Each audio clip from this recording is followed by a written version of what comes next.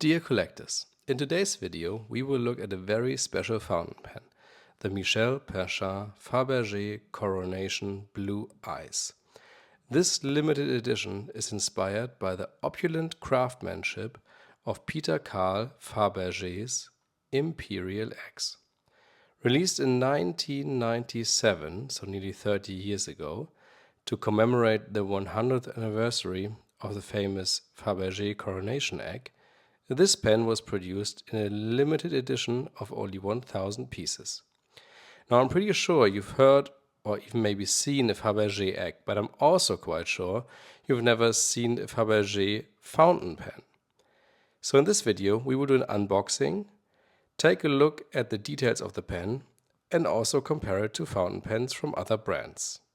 To start off, I want to read one sentence from the Certificate of Authenticity, which is beautifully phrased. It says that this pen is one of the rarest, most beautiful writing instruments ever crafted by a European artisan. Michel Perchin is the only authorized and licensed manufacturer of Fabergé writing instruments in the world. Now, let's look at the pen itself. Before we start, the box is pretty simple. It's a blue leathered on the outside, and it has the iconic Fabergé emblem in the center of the box. But the pen itself, it's a true beauty. If we actually move to the pen's detail, we will find out what makes this pen so special. Now, as I already mentioned, the pen is called Coronation Blue Ice. And the blue ice refers to its color, a very light and icy blue. The guilloche really stands out. It's striking.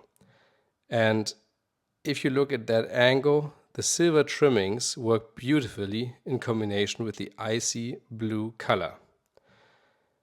Furthermore, the grip section is pretty neat and very comfortable to handle.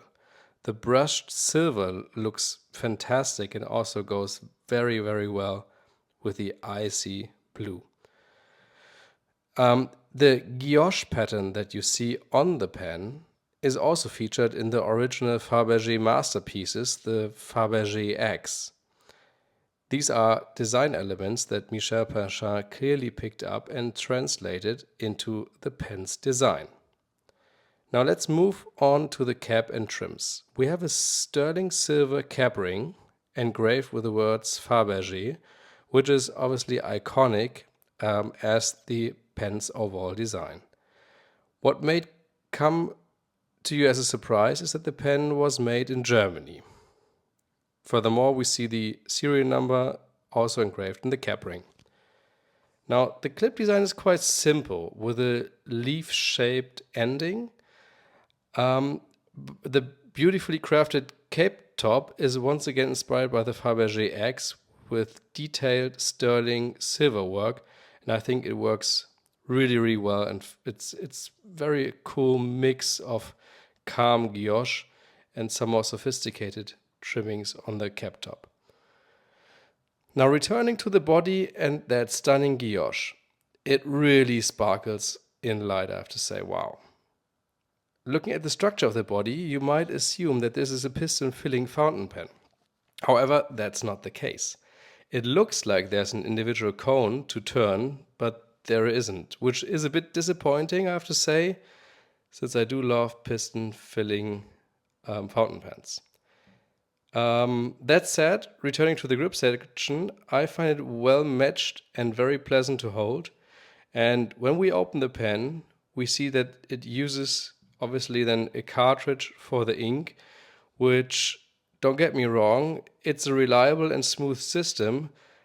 I just think it's not as elegant as a piston filling mechanism that you would expect from a limited fountain pen in that class. Now, as I said, it's just a matter of taste. Both systems work very well. Moving on to the nib. What really stands out is the iconic Imperial Russian Eagle crest right at the center. And you can even spot a little F for Fabergé in the center of the crest. A nice highlight here, it almost looks like the nib was dipped in golden ink. This two-toned nib is just beautiful, and I really love how the gold next to the crest is right at the nib tip. And yeah, as I said, it looks like you've just dipped it in ink. So that's quite a cool feature. Of course, we're talking about an 80 karat gold nib. You wouldn't expect anything else from a pen in that class. Now, you might be wondering, is this the only pen Michel Perchin did? Well, I can assure you it's not.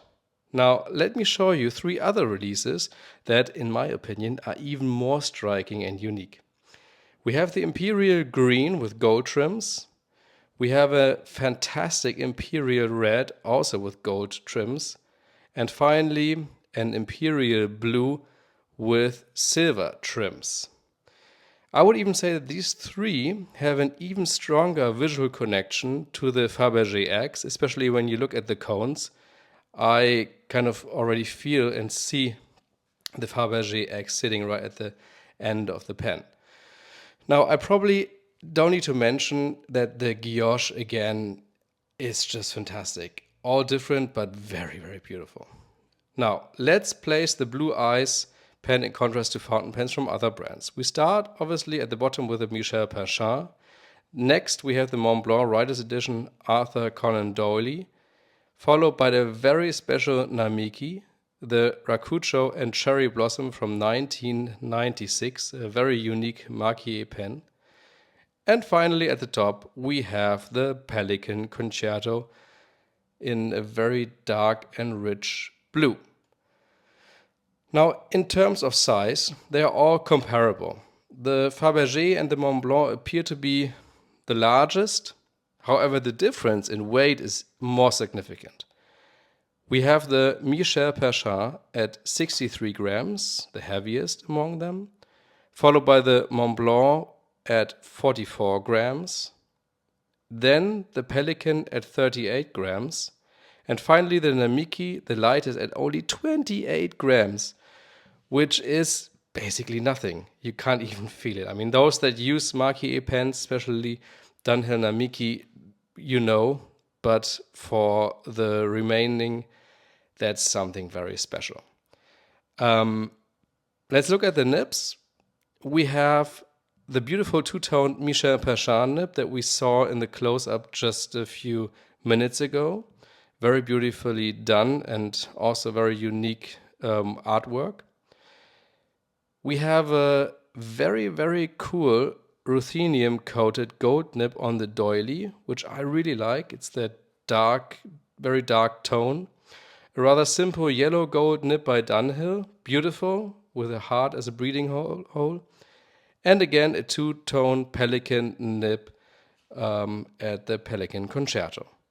Each one is different, and I guess that's what makes collecting so special. Thank you for watching, and stay tuned for the next videos.